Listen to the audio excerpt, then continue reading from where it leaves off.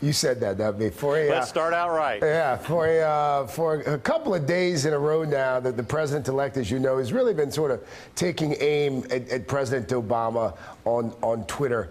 Why? Why pick this fight? Well, I don't think that it is the kind of thing that's going to continue very long, and I don't pay much attention to it.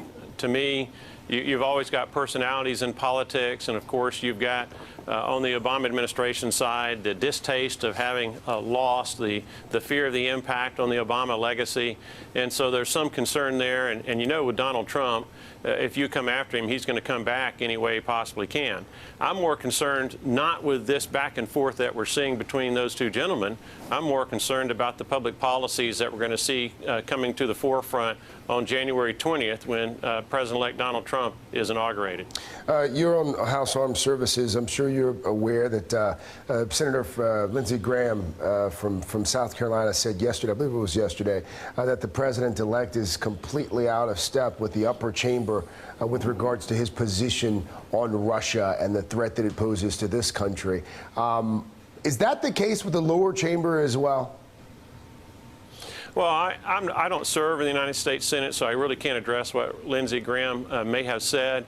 On the House side, I don't want to focus just on Russia. I think it's important to focus on China, Russia, India, Iran, North Korea, everywhere that you've got professional hackers who do their utmost to try to undermine the security of our internet communications here in the United States of America. It might be the theft of technology that the Chinese are well renowned for having done. It might be your normal run-of-the-mill criminal who taps into Target or banks and try to make a run on credit cards or other assets, or it might be trying to penetrate our national security and developing better weapon systems by copying what American taxpayers have paid for here in America.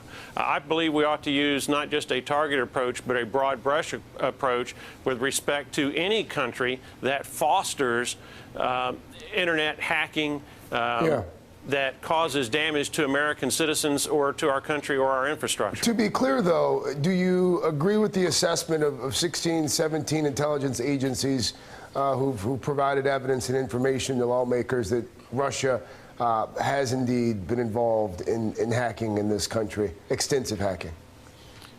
Well, I don't think there's any question but that Russia, China, India, you can name a bunch of countries that have individuals in those countries that are involved in hacking. For that matter, you have people in America that are involved in hacking. So it's a big problem. But and I would very much appreciate it if this administration be much more aggressive than the Obama administration has been in trying to protect the privacy that we normally associate with the internet. To be clear, though, Congressman, you're not in any way, shape, or form trying to downplay the involvement of Russia either as a government or individuals acting with the government's approval. You're not trying to downplay their involvement in our elections. What I'm trying to do is upplay it and make sure the public understands that there are a lot of bad individuals and bad countries out there that are taking advantage of a relatively weak protection system that we have on the internet. You know, there's an old saying that there are two types of people that use the internet. One is the person who knows he's been hacked, and two is the person who does not know he's been hacked. And so we need to be mindful that what we think is private on the internet obviously is not so. And I think what we saw with Hillary Clinton and the publicity surrounding all of that is a pretty good awakening. At least I hope it'll be awakening for all Americans. Really quickly here, John Kerry's speech next hour at the State Department. How do you see our relationship with Israel changing under President Trump?